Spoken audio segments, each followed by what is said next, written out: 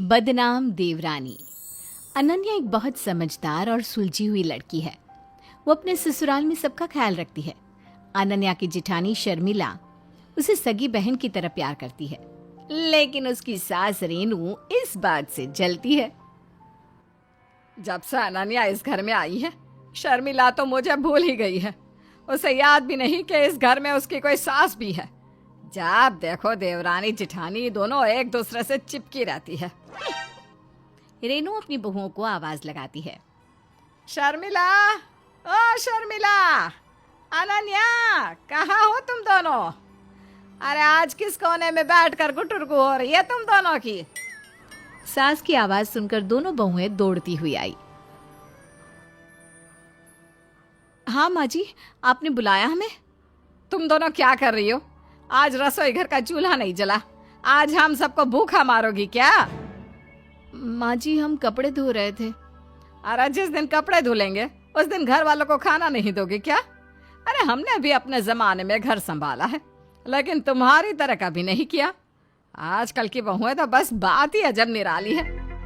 नहीं माँ जी, मैंने अनन्या को मना किया था कि वो मेरे साथ कपड़े ना धुलवाए और खाने की तैयारी कर ले, पर उसने कहा कि जल्दी से कपड़े धोकर साथ में खाना बना लेंगे। एक तो तुम दोनों का हर काम एक साथ होता है। अब धुल गए हो तुम्हारे कपड़े तो जाओ जाकर खाना बनाओ। अनन्या और शर्मिला खाना बनाने में लग जाती हैं। इतने में रेनू का पति मोहन घर आता है और आते ही अनन्या को आवाज देता है। अनन्या बहू, जल्दी बाहर आओ। ए जी, घर में और भी लोग हैं ना? मैं भी आपके सामने बैठी हूँ। आप तो आते ही छोटी बहू के नाम का जाप करने लगे। मोहन कुछ बोल पाता, इतने में अनन्या बाहर आकर कहती है, पापा जी, आपने बुलाया मुझे? हाँ बहू, तुमने मुझे जो वो ऑनलाइन साड़ी बेचने का आइडिया दिया था ना, तो मैंने वैसा ही किया जैसा तुमने कहा था, और अब मेरा बिजनेस बहुत अच्छा चल रहा है। पापा जी, ये तो बहुत बड़ी खुशखबरी है।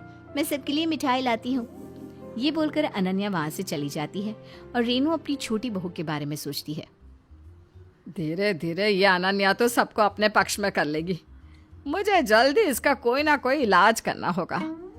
अब रेनू ने ठान लिया था कि अपनी छोटी बहू को सबके सामने बदनाम करके रहेगी। उसके बाद से घर पर कोई मेहमान आता तो रेनू अनन्या की बुराई करने लग जाती और हर किसी से उसकी बुराई करती। एक दिन घर पर मोहन की बहन शांति आई। अनन्या ने बहुत खुश होकर उसका स्वागत किया। अरे बुआ जी, आप अंदर आइए ना। कैसी हैं आप? घर में सब कैसे हैं? बहू सब ठीक है, बस भाई भाभी और बच्चों की याद आई तो आ गई तुम सबसे मिलने।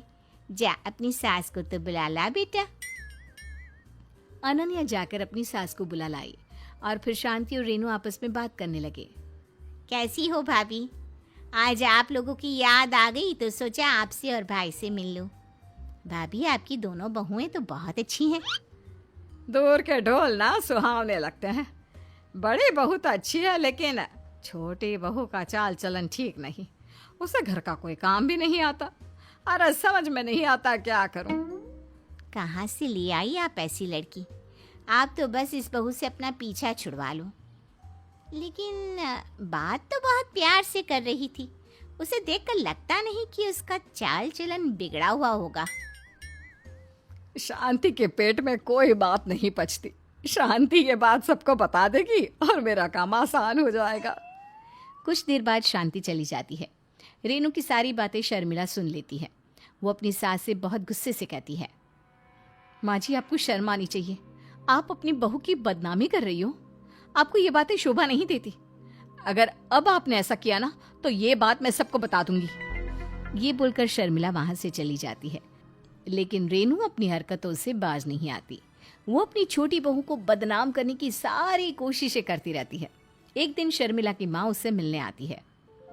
माँ, कैसी हो आप? मुझे कई दिनों से आपकी याद आ रही थी। अच्छा हुआ आप आ गई। मैं तो बिल्कुल ठीक हूँ। यहाँ किसी काम से आई थी, सोचा तुझसे भी मिल लूं। कैसी है तू? माँ, मैं आपके लिए कुछ खाने को लाती हूँ, आप बैठिए ना। नहीं नहीं बेटा, तू कहीं मत जा, यहाँ बैठ। मुझे एक बात तो बता, तेरी देवरानी की तो चारों तरफ बहुत बदनामी हो रही है। सुनने में आया है कि उसका चाल चलन कुछ ठीक नहीं है। और वो किसी से ठीक से बात भी नहीं करती। देख तू ना उससे दूर रही हो। मैं नहीं चाहती कि उसकी गंदी हरकतों का तेरे ऊपर कोई असर पड़े। माँ, आपको ये सारी बातें किसने बताई? पिछले हफ्ते तेरे पापा तेरे भाई के ससुराल गए थे, बस उन्होंने ही बताया। अब ज्यादा सवाल जवाब मत कर, बस इस बात का ध्यान रख कि उससे दूर रहना। ऐसी बदनाम देवरानी का क्या फायदा। अपनी सास से बोल दे कि उसे उसके मायके भेज दे। माँ, मेरी सास तो यही चाहती है कि मेरी देवरानी हमेशा के लिए अपने मायके चली जाए। उन्होंने ही मेरी देवरानी को बदनाम किया है। अब मैं उन्हें नहीं छोड़ूंगी। मैं उनकी सच्चाई सारे घर वालों के सामने लाकर रहूंगी। शर्मिला अपनी सास के नजदीक रहना शुरू कर देती है। वो अनन्या से बात भी नहीं करती। ये देखकर उसकी सास बहुत खुश होती है। एक दिन उसकी सास ने उससे पूछा, क्या रे शर्मिला, आजकल तो अपनी बहन जैसी देवरानी के साथ नहीं रहती। तुम दोनों का झगड़ा हुआ है क्या? झगड़ा तो नहीं हुआ माँ जी, लेकिन अभी कुछ दिन पहले मेरी माँ आई थी ना, उन्होंने मुझे अनन्या से बोलने के लिए मना किया है। बोल रही थी कि तेरी देवरानी की बदनामी चारों तरफ हो रही है, तो तुझसे मत बोला कर। सही तो कह रही थी तेरी माँ, अपनी देवरानी से दूर रहा कर। माँ जी, एक बात तो बताओ। ये बात तो मुझे भी पता है और आपको भी पता है कि अनन्या बुरी नहीं है। घर के सारे लोग उसे पसंद करते हैं। तो आपने उसे बदनाम किया कैसे? हर जगह उसकी बदनामी हो रही है। हमारे दूर दूर के रिश्तेदार जिससे हम कई कई सालों से नहीं मिले, वो भी अनन्या की बुराई कर रहे हैं। अरे इसमें कौन सी बड़ी बात है। घर में कोई भी रिश्तेदार या पड़ोसी आता था तो मैं तेरी देवरानी की बुराई करने में लग जाती थी। इसीलिए तो तेरी देवरानी इतनी बदनाम हो गई। और उस दिन तेरी बुआ आई थी ना शांति, उसका तो पूछ ही मत। चलता फिरता अखबार है वो, उसके कानों तक कोई बात पहुंच गई ना, अगले दिन वो बात अखबार की सुर्खियां बन जाती है। लेकिन माँ जी, अनन्या तो बहुत अच्छी है, सबका बहुत ध्यान रखती है, सब उससे बहुत प्यार करते हैं। तो आपने उसकी बदनामी क्यों की? इसलिए ही तो मैंने उसकी बदनामी की। जो जगह इस घर में मेरी थी अब उसने ले ली। सब लोग उसके आगे पीछे घूमते थे। मेरी तो कोई इज्जत ही नहीं रही इस घर में। शर्मिला अपनी सास की बातें ध्यान से सुन रही थी। उसने अपने फोन में सारी बातें रिकॉर्ड कर ली और अगले दिन अपनी सास की जन्मदिन की पार्टी रखी। इस पार्टी में उसने सारे रिश्तेदारों और पड़ोसियों को बुलाया था, पर इनमें से कोई भी अनन्या से बात नहीं कर रहा था। अनन्या दुखी होकर किचन में चली गई। अरे अनन्या, तुम यहाँ मुंह लटकाए क्यों बैठी हो? क्या हुआ? देखो ना भाभी, कोई भी मुझसे बात नहीं कर रहा। बात करना तो दूर, कोई मेरे हाथ से पानी का एक गिलास तक नहीं ले रहा। बताओ मैं क्या करूं? तुम कुछ मत करो, मेरे साथ चलो। शर्मिला अनन्या को अपने साथ बाहर ले जाती है और सभी मेहमानों से कहती है, सुनिए आप लोग, मुझे आप सभी से कुछ कहना है। आज मेरी प्यारी सासू माँ का जन्मदिन है, इसलिए आज मैं अपनी सास को एक सरप्राइज गिफ्ट देना चाहती हूँ।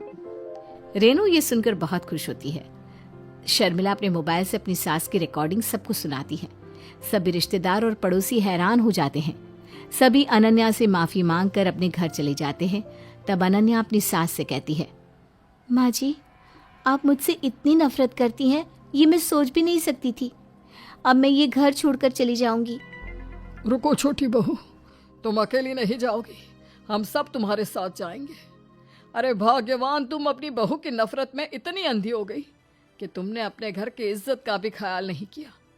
ऐसी बहुएं पाने के लिए लोग तरसते हैं और तुम्हें इसकी कदर ही नहीं। माँ जी, मैंने आपसे पहले ही कहा था कि अगर आपने मेरी देवरानी को बदनाम करने की कोशिश की तो मैं आपको छोड़ूंगी नहीं। रेनू को अपनी गलती का एहसास हो जाता है।